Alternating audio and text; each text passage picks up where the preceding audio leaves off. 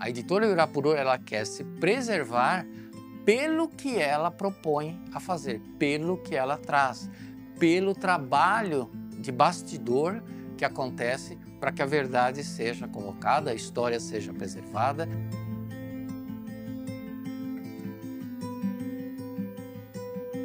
Novas histórias, novos romances, livros infantis, todo público possa também ter o potencial de saber raciocinar e filtrar o que é bom, o que é correto, o que é verdadeiro e o que é sincero.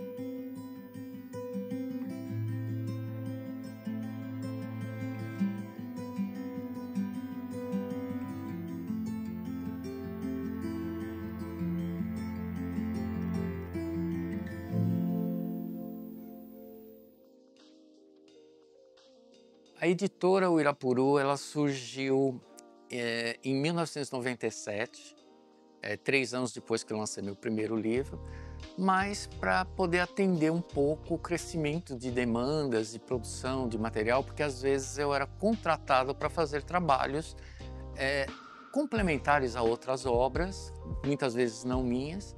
Aí, quando foi 2003, eu optei em transformar a editora numa editora mesmo, né?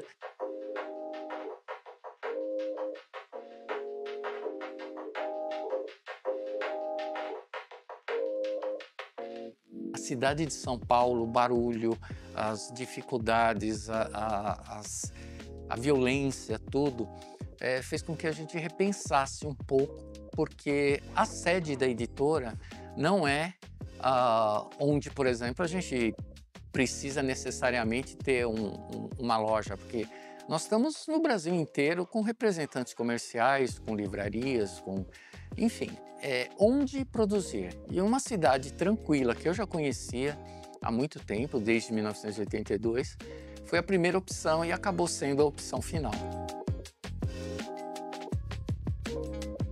Então, nós começamos a utilizar profissionais, já utilizávamos um pouco, né? Ilustradores, diagramadores, revisores de outros pontos do país para fazer a cadeia produtiva do livro, né? Então, essa forma de se trabalhar, esse modelo de trabalho, ele incorporou de vez. Enquanto a gente tinha no passado 12 pessoas trabalhando internamente, porque não existia esse recurso online, hoje a gente consegue tocar a empresa com 3 pessoas, né?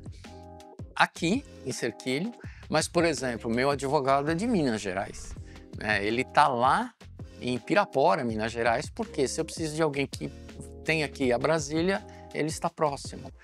Pode pegar até um ônibus e ir direto para lá.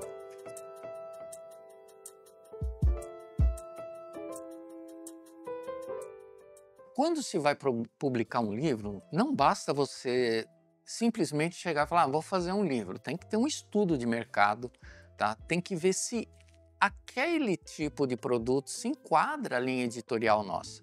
Então, por exemplo, se alguém chegar para mim e falar assim, eu queria fazer um livro de receita. Infelizmente, a gente não trabalha com livro de culinária. Não é o nosso nicho. O nosso mercado, ele trabalha com literatura, livros paradidáticos. É muito mais dentro de livrarias e dentro de escolas, nessa forma híbrida. Então, uma literatura ela pode servir tanto para a escola quanto para a livraria. Então, é esse o primeiro filtro que a gente faz. É ver o tipo de obra e ver se ela se enquadra. Depois é verificar se não há uma canibalização.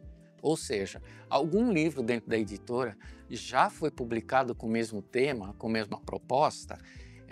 Então, se tem, a gente também não vai prejudicar um outro autor, né, o autor que a gente tem, para colocar mais um, né? Então, concorrência dentro da própria editora não é uma coisa inteligente.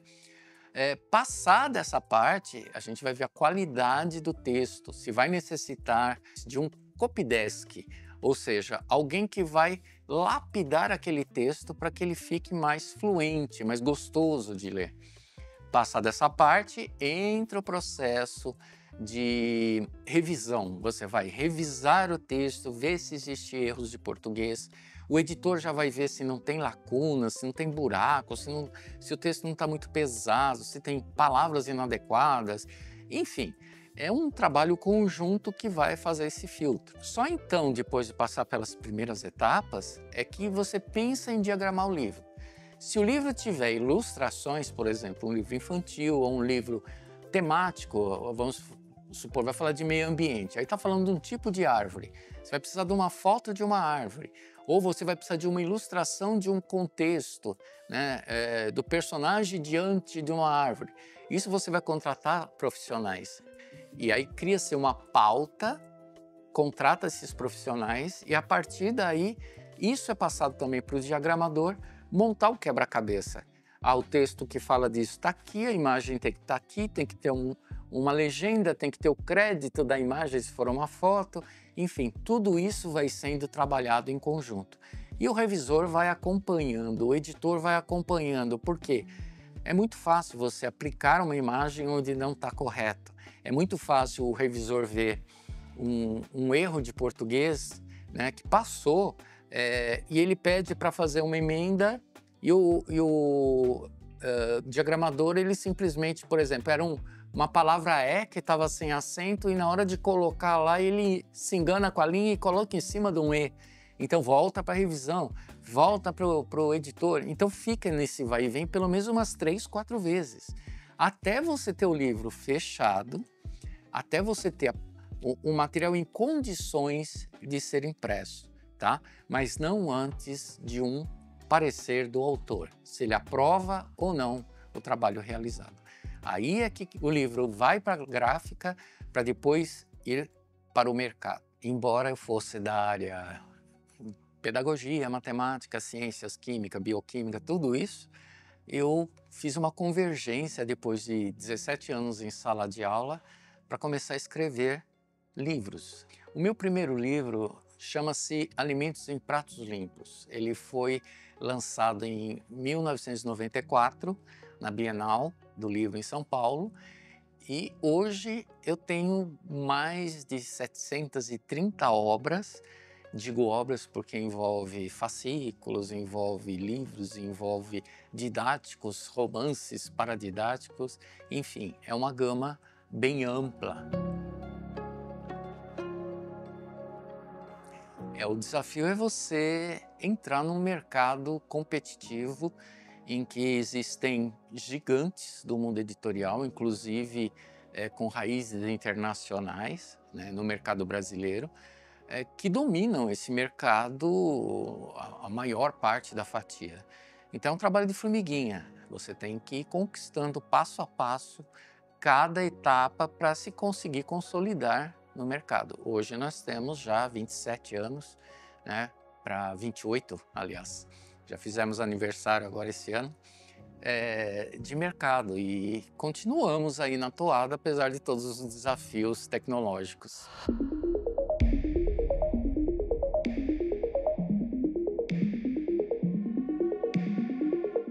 Quando a gente fala de tecnologia, a gente vai chegar na inteligência artificial. Então existe aí vários, tem o Gemini, tem o ChatGPT, Copilot, né? Não me lembro direito o nome, mas são recursos de inteligência artificial. Pensa bem nesse nome, inteligência artificial, ou seja, algo que pensa por você. Esses recursos, eles podem ser importantes às vezes para facilitar numa pesquisa, né? Para desembaraçar um texto que você está escrevendo, deixe mais fluente, né? É mais ou menos como passar para um editor. Mas você jogar a criatividade para esse tipo de recurso, eu não acho que isso seja positivo, principalmente porque você está acomodando o seu cérebro. Não pode substituir a capacidade racional. Não pode substituir sentimento. Porque muitas vezes quando você joga alguma informação, eles respondem da seguinte forma: somos apenas uma plataforma de desenvolvimento, não temos capacidade para discernir a respeito. Ou seja, ele mesmo assume, né, as limitações.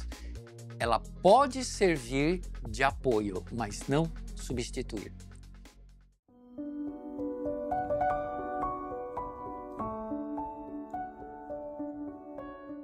Bom, os planos para o futuro da Editora Irapuru. Nós queremos muito manter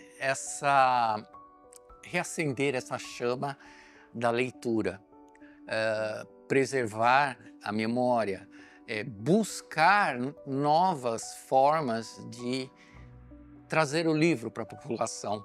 Uma das coisas que a gente tem trabalhado é o híbrido. Às vezes você tem um livro que permite que você atrele alguns QR Codes de vídeos que podem enriquecer aquela obra. Então, a tecnologia ela não pode ser vista como sendo algo ruim, mas é algo que pode somar. Os livros da Editora Irapuru você pode comprar na nossa loja virtual, né, que é www.lojaeditorairapuru.com.br. Você pode comprar em livrarias tipo Travessa, Leitura, Martins Fontes, Curitiba, todas as redes, né? Se elas não têm, elas pegam com a gente para atender o cliente. E nós temos lojas, a nossa loja física aqui em Cerquilho, né? Para quem é daqui da região, ali atrás da loja 100, na rua Machado de Assis, número 4, tá? É bem atrás mesmo da loja 100. A primeira esquina depois que você entrou entre a Magalu e a loja 100, do lado esquerdo está lá. Você pode ir lá, pode conhecer nossos títulos e adquirir algumas obras. Hoje meu filho ele pertence ao grupo lá de educadores, professores da Universidade de Harvard, nos Estados Unidos. A minha filha é escritora, já tem quase 40 obras aí publicadas, inclusive no exterior. Os dois estão na faixa dos 30 anos de idade. O que eu fiz para que eles pegassem gosto por estudar, por leitura? Quando havia Bienal, o que eu fazia, né? Era uma prática, quando eles eram crianças, a era da pochete. Então eles viviam pedindo moedinhas para vovô, para vovó, para titio, titia, para eles comprarem livros na Bienal. Aí eles iam para a Bienal com a pochete com moedinhas. Provavelmente não daria para comprar um, né? Até daria. Mas o que a gente fazia? Levava eles para os estandes, eles encontravam livros, a gente olhava o tipo de obra, né? Porque, claro, tem de tudo, né? Isso aqui não é para a sua idade, esse aqui dá, tal. Aí eles compravam. Compravam como? Eles chegavam no balcão, colocavam a moedinha e eu já tinha tratado, ou a minha esposa já tinha tratado com o vendedor, que eles iam colocar umas moedas e a gente pagava o complemento. Eles pegavam lá R$2 que seja, em moedinha, e o restante a gente pagava à parte. Então eles sentiam o gosto de comprar o que eles queriam. E eles saíam da Bienal com 20, 30 livros que levavam para casa e liam. A gente estimulava, a gente sentava com eles, vamos ver o que você comprou, tal. Estimulava eles a lerem, a debaterem, que é importante o debate. A família tem que participar disso, tá? O pai que começa a ler para o filho, aquela leitura na hora de dormir ou numa outra hora qualquer, ele mostra o hábito da leitura como é gostoso, porque ele lê, ele dá entonação, ele emociona. Então, papai e mamãe têm que fazer isso. O filho vê esse tipo de comportamento, ele começa a querer ler. E quando ele começa a ler, ele vai dar entonação, ele vai respeitar pontos, vírgulas e tudo mais. Então, ele passa a ter gosto pela leitura. Passou a ter gosto pela leitura, é fatal. Eles vão ser leitores vorazes. Quando me mudei para cá, só para vocês terem uma ideia, eu doei aqui para a biblioteca, acho que uns 1000 livros, porque nós tínhamos tantas coisas, tantas obras que para a idade deles já não encaixam mais, né? Então a gente acabou doando. E foi gostoso, porque hoje esses livros estão sendo compartilhados também. E os meus filhos não perderam a tradição da leitura. Sempre compram, todo mês estão lendo alguma coisa. E isso é uma forma de você dar cultura para os seus filhos e investir no futuro dos seus filhos. Criar o hábito de leitura nos filhos, ou mesmo quem já está adulto, comece a ler. Pegue um livro. Eu não tenho hábito de leitura. Pegue um livro fino. Começa. Veja como você viaja. E de uma forma muito mais barata do que viajar de avião ou qualquer outra coisa. Então, o recado que eu deixo é: leiam.